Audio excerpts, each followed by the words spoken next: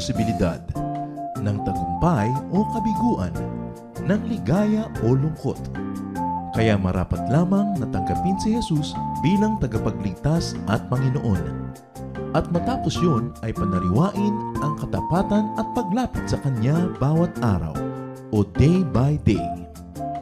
Ang day by day ay naglalayong umalalay sa pang-araw-araw na pamumuhay. Narito po si Kuya Ed Lapis sa mensaheng pinamagatang Gates, Trees, and Houses.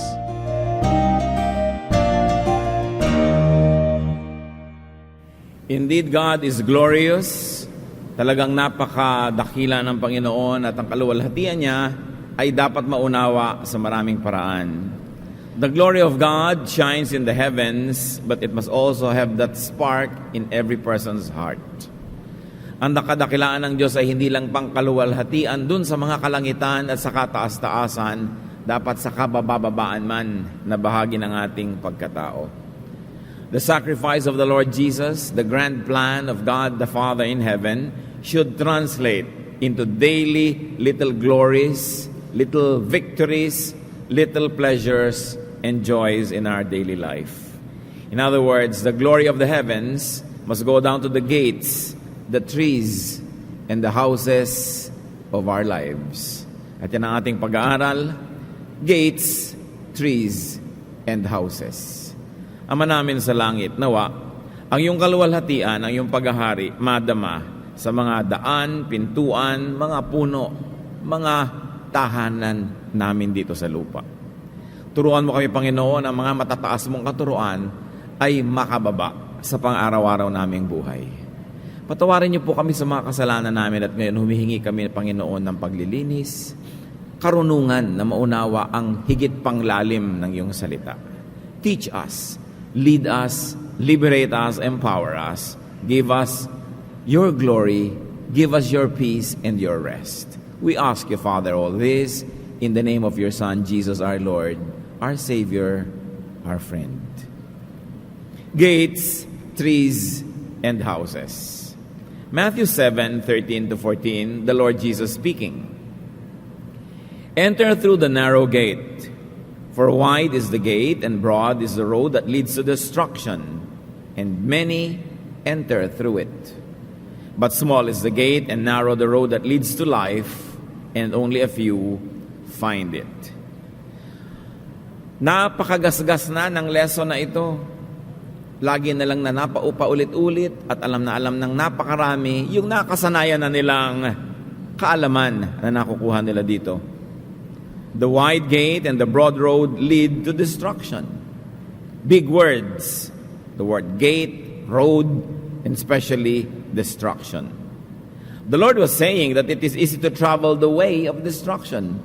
It is easy to enter the door that leads to destruction, which traditionally we interpret as hell, eternal destruction, but can also be read not only as hell to come, but hell in this life.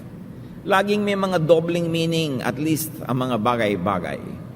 At sa ating lagi ng pagbabasa nito, ating iniisip yung destruction na ito is eternal suffering in hell, which is still a very, very, very good reading. Pero basahin natin ito sa pang-araw-araw namang kahulugan, which is another form of reading. Destruction in this daily life. The way to destruction in this daily life is common. It is popular and easy. Those who enter it are many.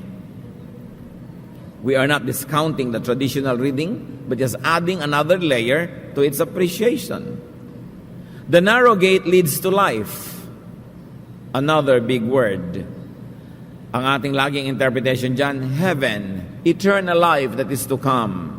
But it can also be read, even according to the style of Jesus, as life on earth that is meaningful, peaceful, fruitful, which needs more focus in our religious discourse. Kadalasan ang sobra na lang nating laging napagtutuunan ng pansin, yung heaven to come, yung hell to come, hindi natin napapansin that there is heaven on earth and hell on earth na dapat din kasama sa ating pag-aaral. This narrow way is unpopular, the way that leads to life. It is uncommon. It is not easy to take.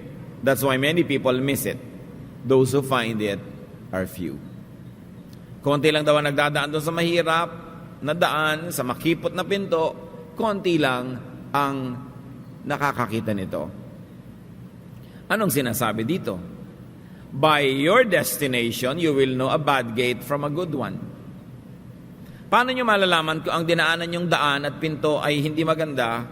Kung saan kayo napunta, kung saan kayo napasuot, kung saan kayo dinala ng daan at ng pinto, doon nyo palang malalaman kung maganda o masamang daan ito.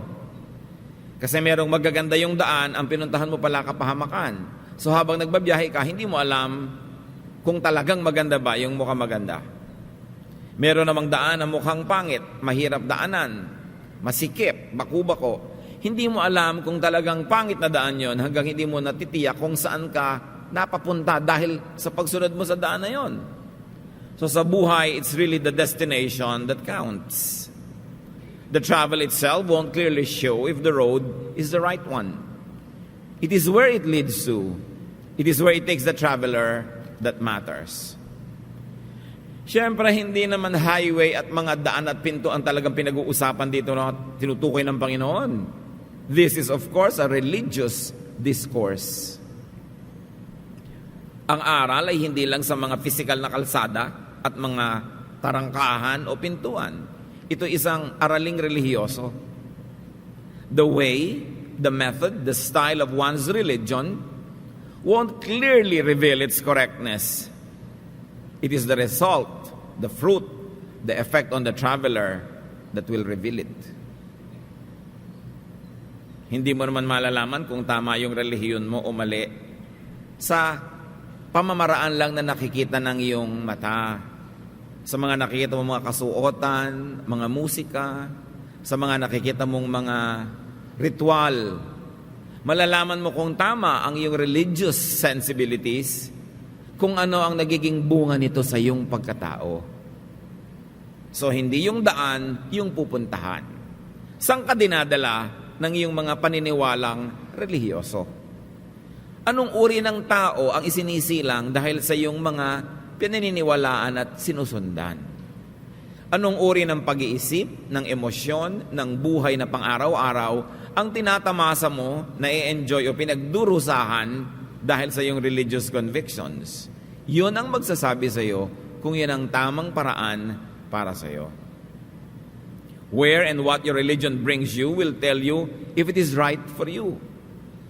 So what does your religious belief and practice do to you? Merong mga tao madaling kasundo nung hindi pa nagba-Bible study, cheerful, madali at magaan ang pagkatao. Nung naging relihiyoso, naging peste sa lahat ng mga tao sa paligid. Naging judgmental, naging self-righteous, naging separatist, naging critical of everybody, naging siya nalagang tama, lahat mali. Saan siya dinala ng kanyang relihiyon? Saan siya dinala ng kanyang religious convictions? Dinala siya sa destruction. Dinala siya sa hell on earth, where people don't even like her anymore. Tapos tuwang-tuwa pa siya dahil siya ay nare-reject in the name of the Lord. Remember, ay nire-reject ako ng mga sinners na yan, nire-reject ako ng mga masasama na yan kasi godly ako. Remember, all the sinners and this masasama were around Jesus all the time. Hindi nila nireject si Jesus. Ang nag-reject kay Jesus, yung mga relihiyoso. Kaya dapat nating pinag-iisip yan, pinagdiriwang mo na, ay pinapersecute ako kasi godly ako. Ang nag-persecute kay Jesus, hindi yung worldly, yung religious. What happens to you? What do you do because of your religious consciousness? Matthew 7:15-20. Watch out for false prophets. So nakita natin na ang topic talaga ng Panginoon, relihiyon. Kasi biglang mga propeta na, kanina lang kalsa-kalsada, daan-daan, pinto-pinto. Ngayon, nasaging malinaw. Sabi niya, watch out for false prophets. They come to you in sheep's clothing, but inwardly, they are ferocious wolves. Ang mga bulaan daw ng mga mangangaral ay akala mo mga tupa, ang itsura pero nagpapanggap lang sila. Sa loob ng costume nila na tupa, sila ay mga delikadong mga wolves. Nangangain sila ng tupa.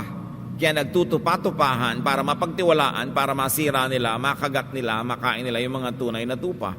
Verse 16, by their fruit you will recognize them. Do people gather grapes from thorn bushes or figs from thistles?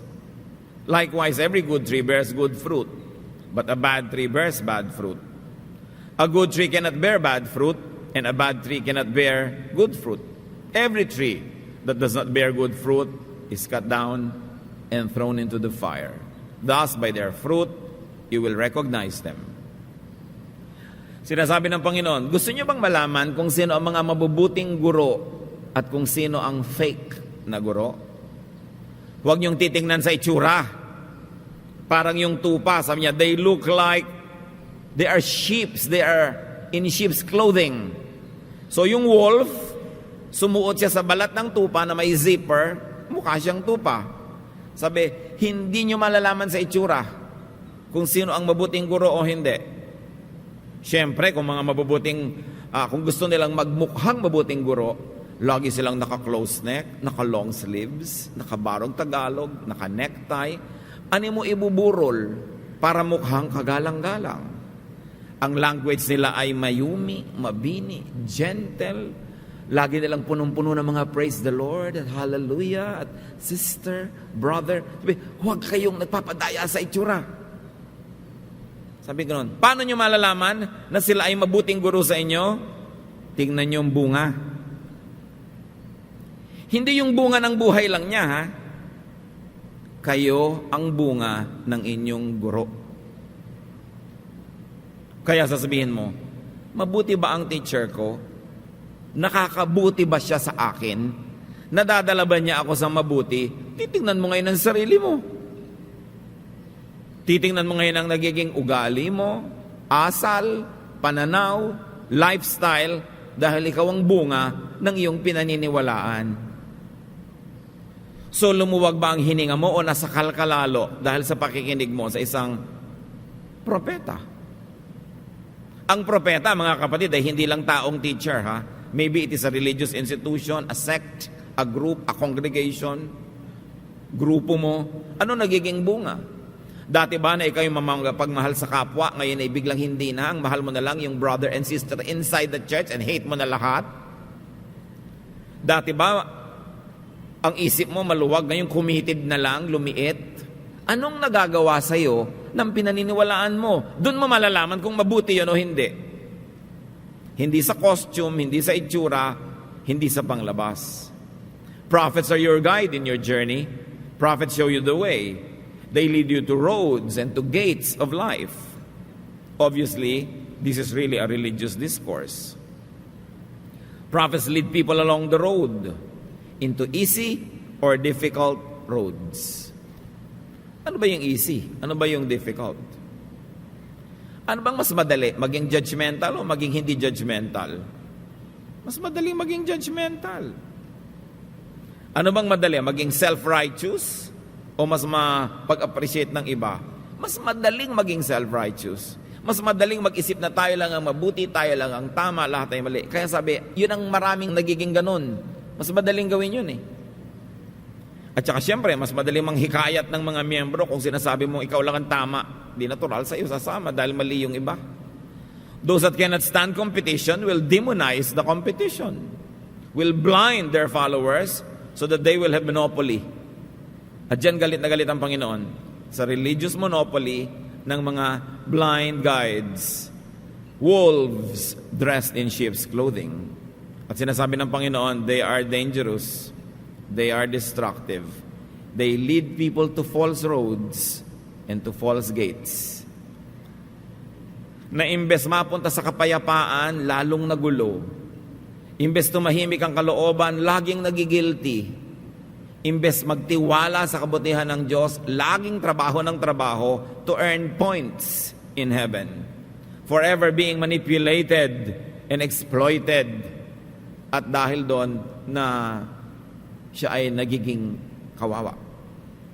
False prophets must be recognized, sabi ng Panginoon. How? By their fruits.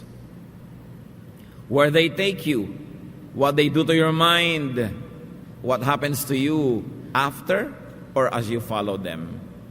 Because you, your values, and the quality of your thoughts are the reflections of the fruits of their work. So mananalamin ka, makikita mo sa sarili mo ang effect ng propeta mo. False prophets are like bad trees that bear bad fruit. What are these bad fruits? Ang Panginoon, ang laging kinoconsider niya na bad religious fruits, self-righteousness and judgmentalism, self-promotion, religious pride. This is the easy road. But the followers of these prophets do not have a good life. They get damaged. They get devoured and deceived. They get destroyed by the wolf in disguise. Meanwhile, true prophets are like good trees that bear good fruit. Alam niyo yung good fruit, the fruit of the Spirit. Na sinasabi sa Galatians 5:22-23. Peace, love, joy, self-control. Lahat yan. The followers of good prophets enjoy peace, humility, and harmony with fellow men. Good prophets don't send you to religious wars. Don't turn you into religious soldiers.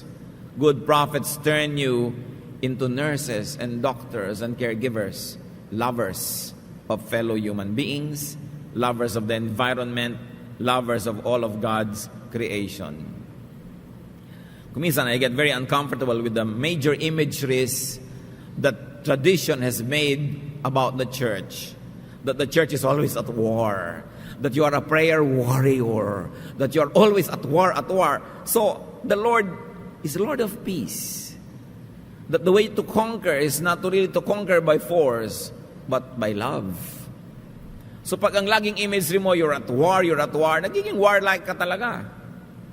Yung mga imagery na binuo ng relihiyon, you know naman, ang tradisyon ng relihiyon, talagang they turn the believers into warriors. You've heard of the Inquisition, na halos naubos lahat ng lalaki sa Europa para giyerahin yung mga Muslim. Napakalalim na mga sugat ng mga awayan na yan, ng mga relihiyoso. Naubos ang kalalakihan, ipinapadala sa Promised Land or sa Holy Land para agawin muli yun sa mga Muslim doon. Nung naubos na yung mga lalaki sa Europe, mga bata, 9, 10, 11 years old, ipinadala rin ang simbahan yan sa mga gera at nangaubos doon. Warriors. More than warriors, we are healers. Yan ang mga inayos ng Panginoon ng mga imagery tungkol sa mga anak ng Diyos. Sabi niya, if they slap you on the right cheek, turn the left also. Hinihingi sa iyo yung balabal mo, ibigay mo na rin pati sando mo. Hindi yun warlike. That is a very peaceful way. Kaya sabi ni Lord, pag sumusunod ka sa mga propetang mga palsipikado, magiging warlike ka. Magiging ka mahirap makasundo. Ang sungit-sungit mo, ang higpit-higpit mo, hindi ka mabait kahit sa kapatiran. Mabait ka lang habang sa tingin mo banal sila. Pero pag sa tingin mo hindi na, lalapain mo sila, tatanggalin mo. No kindness, nothing. Kasi sinasabi, ito ang bunga. It brings you to destruction. Lagi kasi tayo nakafocus sa eternal destruction, yung hell. Well, it is good to focus on that. We forget the other side of hell, which is here, on the other side of eternity. So there are many religious groups, many religious activities that don't bring you to heaven on earth. They bring you to hell on earth. Wala nang ginawa kundi pagiltihin ka. Wala nang ginawa kundi lahat na lang isuko mo, ibigay mo, para ka na lamang spare part ng machinery. By their fruits you will recognize bad from good trees, roads, prophets, and religious styles. At sabi ng Panginoon, bad trees are cut down and thrown into the fire. Once more, we always think of the eternal fire. Good, think about that. But think also of the fire on this life, which can mean simple lifelessness, suffering, kawalan ng kabuluhan, kaguluhan ng buhay dito. Unacceptable believers become the fruits of false prophets. And what do? They call on and prophesy in the name of the Lord. They drive out demons in the name of the Lord. They perform miracles in the name of the Lord. But the Lord says, I never knew you. Depart from me. Isipin nyo yun, na yung mga tagasunod ng mga false prophet, nagpapalayas daw ng masasamang espiritu, naglilingkod, nagtuturo sa pangalan ng Panginoon, and they will call on the name of the Lord. And the Lord will say, I never knew you. They look all right. They do religious work. But it is only their outward activities that make them seem godly. But like the wolf in disguise, these students of the false teacher are also false learners. They are servants in disguise. They are not for real. Mostly unknown to them as well. Ang lungkot naman nun, lingkod ka ng lingkod, turo ka ng turo, serve ka ng serve, donate ka ng donate, tapos pagtawag mo sa Panginoon, sasabihin, I never knew you. Huwag kang lumapit sa akin. How do you translate that to daily reality? O sige, ganun din. Lingkod ka ng lingkod, turo ka ng turo. Tamang haba ng buhok mo, tamang haba ng damit, tamang sara ng mga kwelyo mo, di ba? Tamang haba ng manggas, kontroladong buhay, tinanggihan mo na ang lahat ng sarap, ligaya sa buhay. Tapos pagtatawag ka sa Panginoon, di ka dinidinig. Ano ibig sabihin? Wala ka ring peace. Sa pang-ibabaw lang, pero pag umuwi ka na, alam mo sa kalooban mo, hindi ka naman talaga tahimik, hindi ka talaga payapa, hindi ka talaga kontento, hindi ka talaga masaya. In other words, hindi naman talaga nadidinig yung dasal mo. Hindi ka naman talaga secure. Yung mga iba nga, kaya nagiging sobrang relihiyoso, it is only to compensate for their inner sense of nothingness. That the religiosity and religious service is not an expression of their love that overflows. Pangkontra lang nila sa kawalang laman ng puso nila. Ito yung hindi totoo. Sinasabi ni Lord, hindi ko kayo papakinggan. Hindi naman ibig sabihin, nagdadasal ka sa Diyos, ayaw kang pakinggan. Ibig sabihin, walang-wala ka sa lugar. Hindi mo matatanggap yung inaasam mo dahil wala ka sa lugar. Kasi, fake ang teacher, fake ang teaching, fake ang bunga sa'yo. Akala nyo lang pare-pareho kayong totoo. Sa itsura, papasa kayo. Pero the Lord looks at the heart. Unacceptable believers will be denied recognition by the Lord and driven away from the Lord. Once more, you might like to interpret that as eternal damnation in eternal hell. But it also mean unanswered prayers in this life. Unfulfilled desires or wants, mga kabiguan, kakulangan, kaguluhan sa kabila ng iyong pagiging relihiyoso. Kaya sasabihin mo, ay teka, fake pala yung puno. Kasi fake ang bunga. Yung bungang kapayapaan, pag-ibig, katapatan, pagpipigil sa sarili, hindi mo makita. Pero kita mo lahat yung costume. Kita mo lahat yung service. Kita mo yung language. Kita mo yung vocabulary ng mananampalataya. Pero sa kaloob-looban, wala pala. Yan ang sobrang sayang. Mga huwad na pangako, false promises of false prophets, and false religiosity. Meanwhile, acceptable believers, people who believe in true prophets and prophecies, will enter the kingdom of heaven. Yan ang sinasabi sa atin. True believers not only do good works, they are good inside. Yun ang nakikita ng Panginoon. Good inside. Hindi lang puno ng good works. Nakakalibang kung minsan yung good works eh. Pag punong-puno ka ng good works, akala mo good ka na rin inside. Maraming may good works dahil good inside, pero marami ding may good works dahil bad inside and they are just trying to compensate. Pangsuhol sa Diyos. It doesn't work. Kingdom of heaven here, as we have already mentioned, can very well mean kingdom or heaven that is yet to come. And yet it can mean also the heaven in the heart of the believer. Lagi ko na lang ito ipinagdidiinan kasi ang mga Kristiyano walang iniisip kundi yung kingdom of God to come. Samantalang sabi ni Lord then, in addition to that which we already know, Luke 17:21, the kingdom of God is within you. May kaharian ng Diyos doon sa kalangit-langitan, Pero dapat may kaharian din ng Diyos sa kaloob-looban ng puso mo. At habang narito ka pa sa lupa, nabubuhay ka pa sa katawan na ito, ang atupagin mo yung kingdom of God within you. Dahil yung kingdom of God out there will happen when it happens. But for now, you are here. And you've got to think about the kingdom of God that is within you. Ibig sabihin lang naman, gaano ba talaga naghahari ang Diyos sa puso mo? Huwag mong intayin yung paghahari niya sa kataas-taasan. Yung ngayon, sa buhay mo, paano siya naghahari? You must think of the kingdom of God that is in the heart. God's kingdom is in the heart. Heaven is condition of your heart and soul. Romans 14:17, the kingdom of God is not a matter of eating and drinking, but of righteousness, peace, and joy in the Holy Spirit. So yun daw paghahari ng Diyos, ang kaharian ng Diyos, ang langit, hindi lang yan religion. Hindi lang yan religious activities like eating. Are you eating the right food? May bawal, may tama. Are you drinking the right drink? May bawal, may tama. Sabi niya, hindi lang yan ang tunay na paghahari ng Diyos.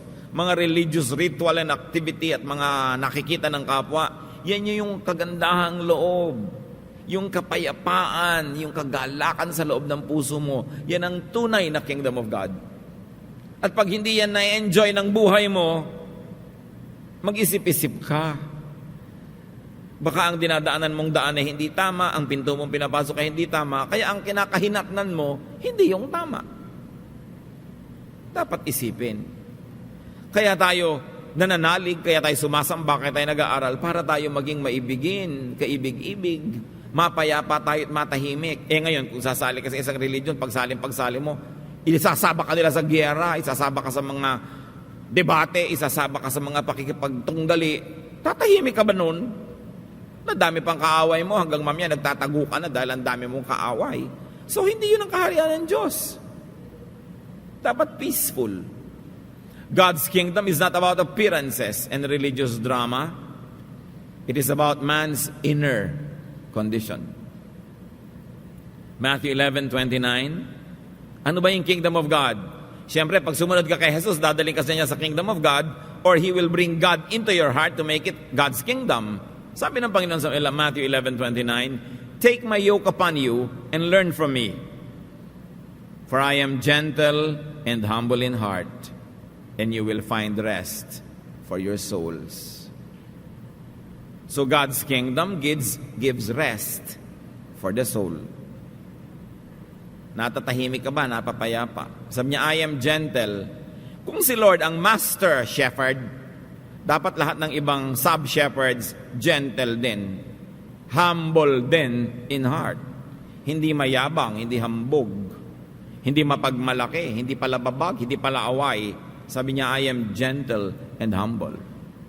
Doon pa lang malalaman mo yung fake sa totoo na prophet. Dahil may model si Jesus.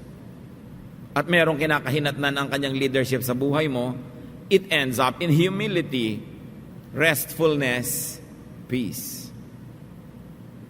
True believers, those that are good fruits of the good tree, true believers are rested in their hearts. They are restful to be with. Hindi lang sila payapa sa kanilang kalooban, napapayapa din ang kasama nila, hindi nagugulo. False believers are tiring to be with, troublesome, and vexing. And this is really the quality of many religious people. Nakakapagod kasama, nakakadalang kausap, nakakagalit pa kumisan. So nakikita natin na ipinapakita ng Panginoon, ibinubunyag niya yung maraming kasinungalingang relihiyoso sa ating kapaligiran. Matthew 11:30, sabi na naman ng Panginoon, for my yoke is easy and my burden is light. Magaan lang. Pag pinapahirap, hindi yun ang pamamaraan ni Jesus. Pag sobrang daming bawal, sobrang daming regulasyon, lagi ka nalang ito yung kulang, lagi ka nalang nagkakamali, hindi yung galing sa Panginoon. Sabi niya, my yoke is easy. madali lang. My burden is light. God's kingdom is easy and light. Magaan, madaling kasama ang true believer. Hindi naiilang sa kanya yung mga ibaang relihiyon. Hindi naiilang sa kanya yung mga kinoconsider na sinful. Even Jesus was called a friend of sinners. Hindi siya nakikialam sa reunion, family reunion, may gustong uminom, ay ipagbabawal niya dahil siya'y born again. Di wag ka uminom kung ayaw mo. Anong pakialam mo sa gustong uminom? Kahit mapigil mo sila sa family reunion, pagkatapos ng reunion, iinom din naman yun kung hindi nagkaroon ng pagbabago sa isip. So pakitang tao lang yung pagpipigil nila dahil lang nandun ka. Yun yung fake. Hindi nanggaling sa puso, napilitan lang. Kaya yung mga iba, pag may mga family reunion, ang host yung mga pinsan nating born again ang host, huwag tayong umattend. Di ba? Kasi i-impose na mga yan ng relihiyon nila sa atin. Magiging evangelistic rally, no, ang ating family reunion. Magiging Lord's Supper ang ating kainan. Lahat na lang ng bawal sa relihiyon nila, i-impose nila sa atin. Hindi ganun si Jesus. That's why Jesus was invited in all dinners. Kaya nga sabi ng mga religious people, ba't ganyan yung amon nyo? Sabi niya sa mga disciples, friend of sinners, matakaw, palainom, kasama sa lahat ng event, they get invited. Do you get invited by your relatives? Mag-isip-isip kayo. No? Baka ini-impose natin sa kanila yung ating mga Pharisaic points of view. You are responsible to God only for yourself. No? Kailangan paano ka magiging salt of the earth kung hindi ka naman naiimbitahan? Hindi judgmental ang mga bunga ng mabuting puno. Hindi self-righteous, hindi meticulous. Magaan. Sabi ni Lord, magaan lang tayo. Good fruit, Galatians 5:22-23. But the fruit of the Spirit is love, joy, peace, patience, kindness, goodness, faithfulness, gentleness, and self-control. Against such things, there is no law. Wala daw law. Pastor, paano po yung gitarista natin? Tumutugtog siya po sa nightclub, tapos tutugtog din sa church. Ano nangyayari sa'yo? Are you loving? Are you patient? Are you kind? Are you good? Ba't ayaw mo siyang payagan mag-serve? Tapos ikaw naman, nagtatrabaho sa pabrika ng sigarilyo, serve ka ng serve. Diba? So, hindi ka na rin pwede. Paano yung mga nagtatrabaho sa mga bangko na sumisigil ng mga interes? Hindi na rin siya pwede. Di wala nang pwede. Kaya nga tayo naglilingkod para mapalapit tayo na mapalapit sa Diyos. Hindi dahil malapit ka na talaga. Kung minsan dahil ka nga naglilingkod, kaya ka napapalapit, tatanggalin mo pa dahil hindi na naman siya pwede.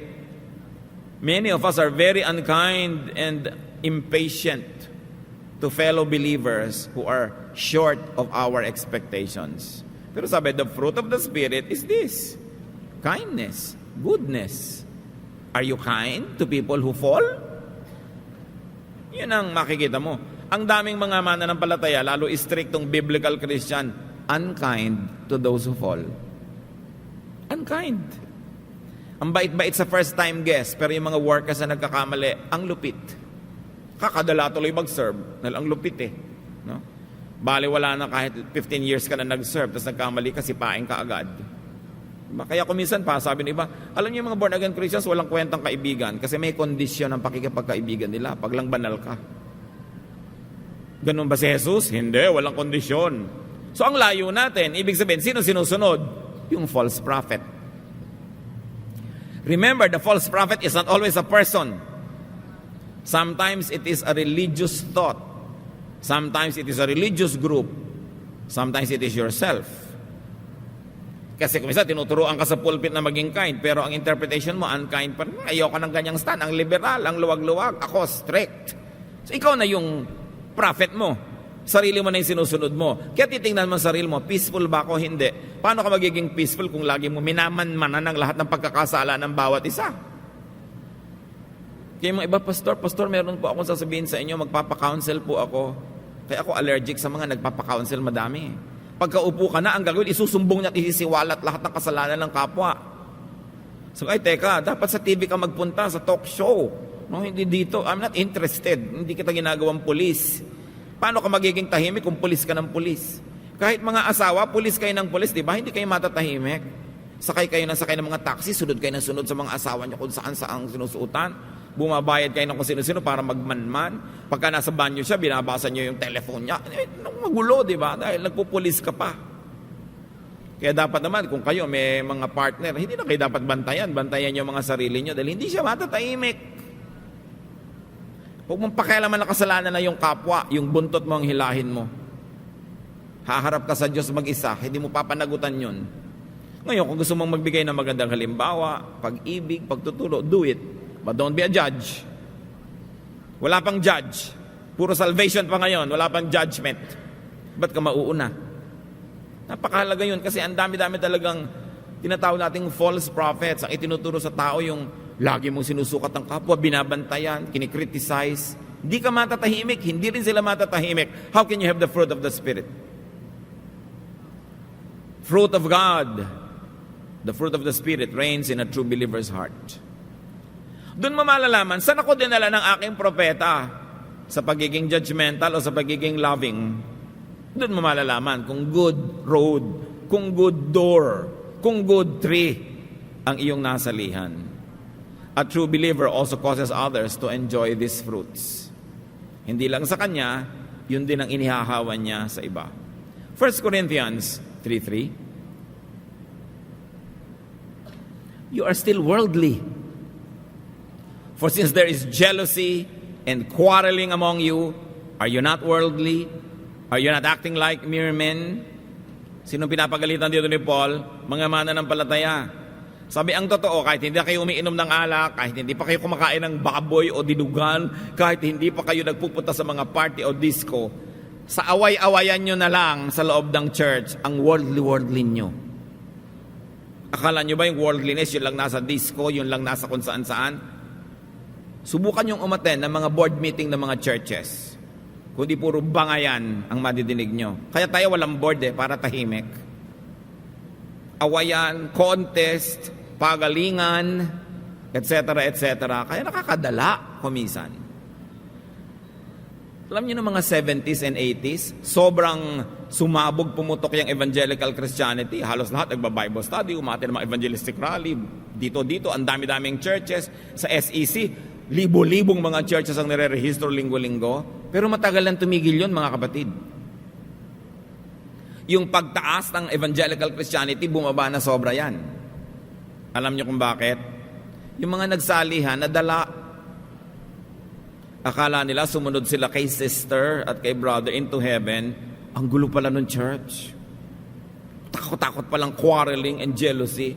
Nagbalikan na lang sila sa mga dati o ayaw na lang nila. Once bitten, twice shy. Nangadala. Yung pangako na kapayapaan, pagmamahalan, hindi natupad. Kaya meron tayong pananagutang tuparin yon para huwag kadalaan ng mga tao yung evangelical Christianity, yung Bible study, yung worship. God's kingdom is not weighed down by worldliness, by mundane concerns, and pettiness. And we must watch the meaning of worldliness. Hindi lang yan yung pleasures of the world. Yan yung sin of pride, sin of enmity and strife na hindi laging kita pero mas mapanganib. Matthew 23:24, sabi ng Panginoon sa mga nagtuturo, you blind guides, you strain out a gnat but swallow a camel. Hindi nyo malulun-lulun ng kaprasong insekto pero yung buong camel nalululun nyo. Ibig sabihin, may mga tao na hindi papayag, na hindi tama ang doctrine.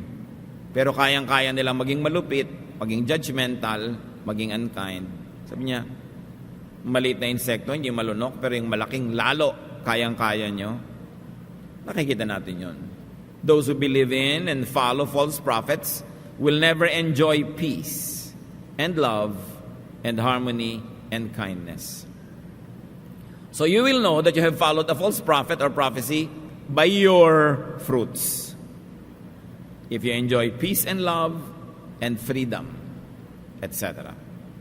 Matthew 7:24-27. Therefore, everyone who hears these words of mine and puts them into practice is like a wise man who built his house on the rock. The rain came down, the streams rose, and the winds blew and bit against that house.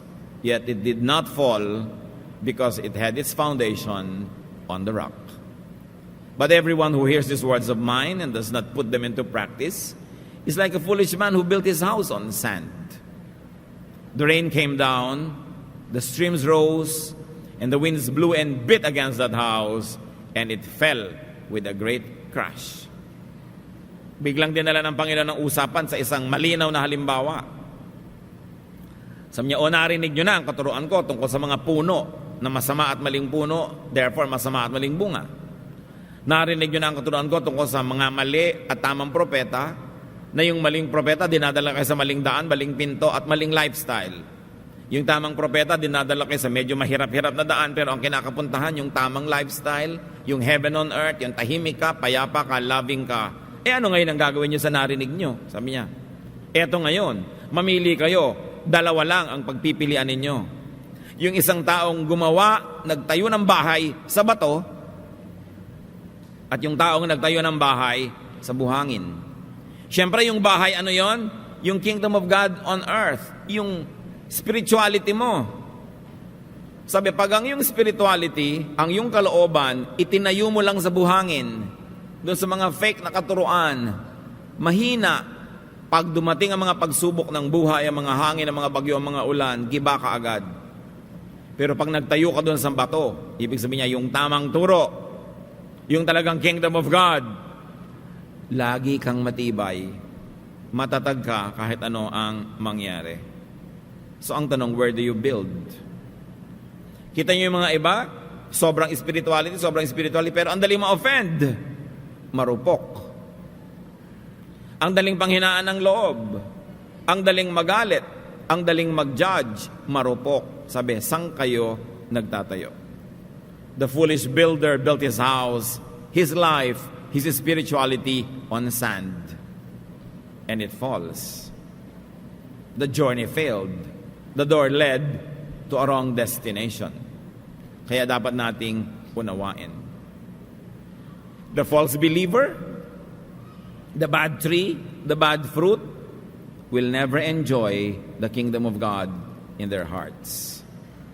The false believer calls on God, does religious acts, but will not be recognized, will not enter peace, will not enter a harmonious, quiet, personal life.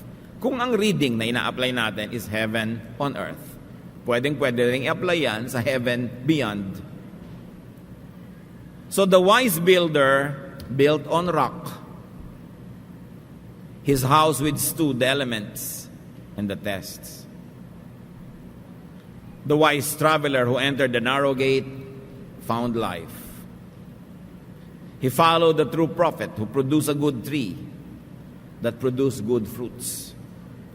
The true believer who is welcomed by God into the kingdom of heaven, into a peaceful, loving, quiet life. Ano mga challenges niyan na napakalinaw? That finding the good road, entering the good gate, bearing good fruits, calling on the Lord, approaching God correctly, building on rock, and withstanding test greatly depends on following true prophets. What are the evidences of a prophet's truthfulness? The sheep find and walk the way, enter the door that leads to heaven. Again, the true test is in the eating. Ano ang lasa mo? Ano ang nangyari sa'yo sa kasusunod mo sa isang uri ng pananalig o sa isang uri ng pananampalataya? They enjoy a good life of peace and godliness and freedom if they are following the true prophet. They bear good fruits. They call on God correctly, not just by outward service, but by inward spirituality. They build their houses on good foundation. They withstand tests. So test the road by its destination, the tree by its fruit, the foundation by its strength. Bring it close to home, brothers and sisters. Test your religious conviction your affiliation, your stand, and your leadership according to what they do to you. Ano ang epekto sa'yo ng ministry ng pinapakinggan mo? Doon mo malalaman kung nakakabuti. This is not from God if it leads to pride, if it leads to self-righteousness and judgmentalism, if it leads to division and divisiveness, to strife and stress, to quarrels and trouble, to unkindness and wickedness, it is not from God. And I like to emphasize that prophets are not just teachers or persons. They can be yourself. Kasi pwede ka naman makarinig ng teaching asking you to be kind. Ang reading mo, ang interpretation mo, application mo is to be unkind. Ang laki ng factor natin dyan kasi madalas tayo naman yung prophet ng sarili natin. Sinusunod lang natin yung gusto nating sundin, pinapakinggan natin yung gusto nating pakinggan. So kuminsan, kapatid, mas madalas pa nga, ikaw ang prophet na pinag-uusapan. So are you a good or a bad prophet to yourself? Are you a true or a false prophet to yourself? Then you have to look at your attitude and thoughts and ways, and then you will know. You can make your own hell, or you can make your own heaven, depending on what kind of a prophet you are to yourself. Dear God, thank you that you would like us to have a good life. We like very much to be in heaven in eternity with you. But in this world, in this life, on this earth, we also like to have your heaven in our hearts. Teach us, Lord, to recognize good prophets. Teach us to be good prophets to ourselves. Teach us, O Lord, to make heaven, not hell, in our hearts. Teach us, Lord, to enthrone you, not Satan, in our hearts. Teach us to turn our lives into little heavens instead of little hells. At ituro mo sa amin, Panginoon, kung ano ang papel ng aming religious conviction, religious membership, religious color sa paglikha ng puso namin na nais niyong tirhan. Magbulay-bulay tayo, mga kapatid. Pakinggan pa ang tinig ng Diyos kung paano magiging lalong makapangyarihan at totoo sa atin yung kingdom of God that should be in our hearts. Let us identify our religious thoughts and habits, our religious styles that make hell for other people and make hell for us. Lord, teach us so we can fully enjoy your love and your kindness. Give us your heaven in eternity and give us your heaven on earth. Let's be silent and listen to the voice of God.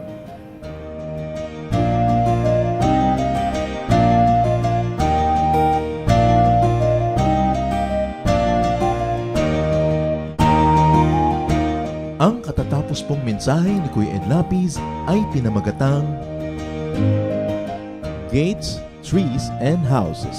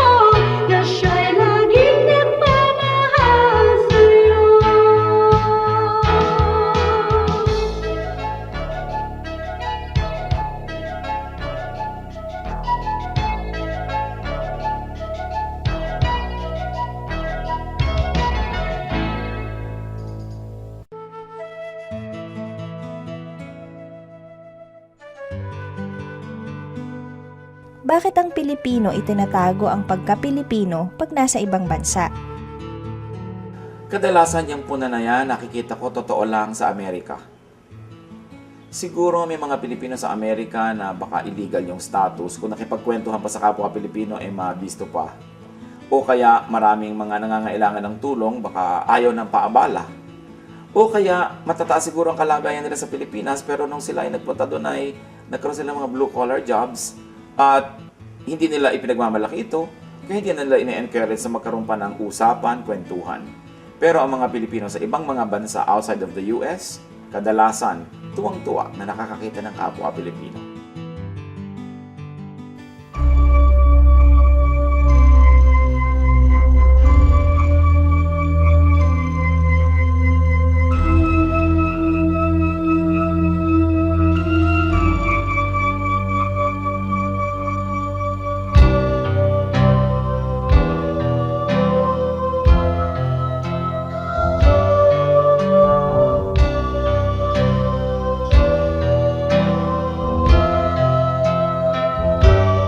Bakit labis na pag-ibig ang nais kong ibigay? Magmula nang tanggapin ko si Jesus sa aking buhay. Noon ng Diyos sa puso ko'y isang katang-isip lamang. Ngunit ngayon siya ay katotohanan.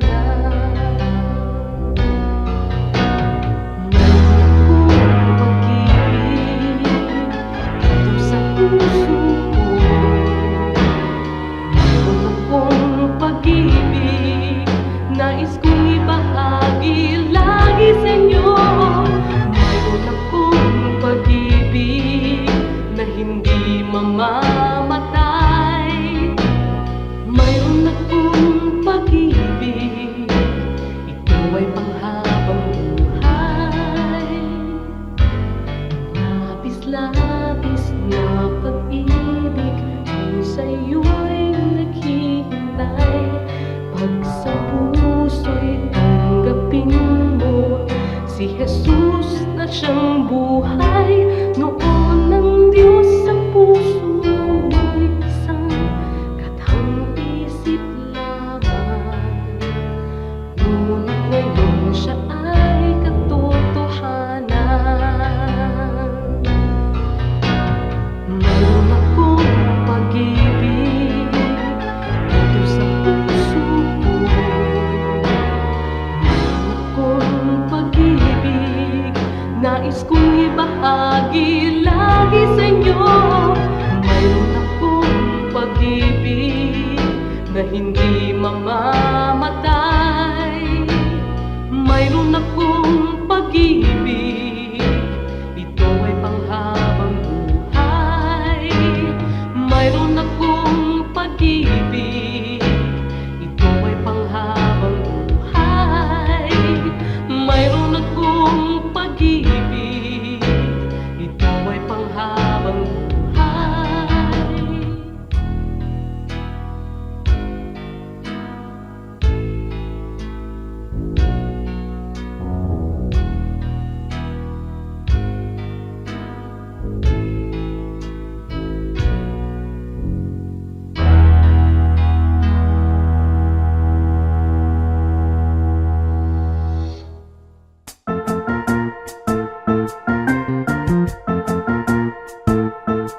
Oras na po para pansamantalang magpaalam ang programang Day by Day. Tayo po'y magsama-sama tuwing ika-6 hanggang ika-7 ng umaga, araw-araw.